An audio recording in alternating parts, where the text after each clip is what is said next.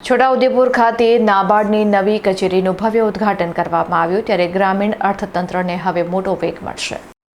છોટાઉદેપુર જિલ્લાના અંતરિયાળ અને ગ્રામીણ વિસ્તારોના આર્થિક ઉત્થાન માટે દેશમાં કૃષિ અને ગ્રામીણ વિકાસ ક્ષેત્રે કાર્યરત મુખ્ય નાણાકીય સંસ્થા નાબાર્ડ દ્વારા જિલ્લા મુખ્ય મથક ખાતે નવી કચેરીનું ભવ્ય ઉદ્ઘાટન કરવામાં આવ્યું છે।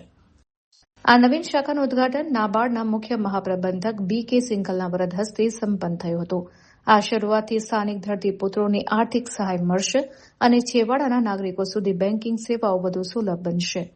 આ પ્રસંગે મુખ્ય મહાપ્રબંધક બી.કે. સિંઘલે નાબાર્ડના ગૌરવશાળી ઇતિહાસની યાદ અપાવતા જણાવ્યું કે ભારત સરકાર દ્વારા 12 જુલાઈ 1982ના રોજ આ સંસ્થાની સ્થાપના કરવામાં આવી હતી। આ નવી કચેરી સ્થાનિક સ્તરે ટકાઉ વિકાસને પ્રોત્સાહન આપવા માટે એક મહત્વપૂર્ણ કેન્દ્ર સાબિત થશે।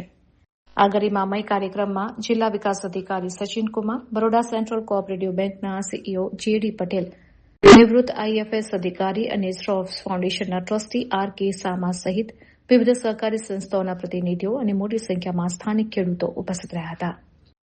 આ નવીન પહેલથી સમગ્ર જિલ્લાના ગ્રામીણ અર્થતંત્રને એક નવી દિશા મળશે।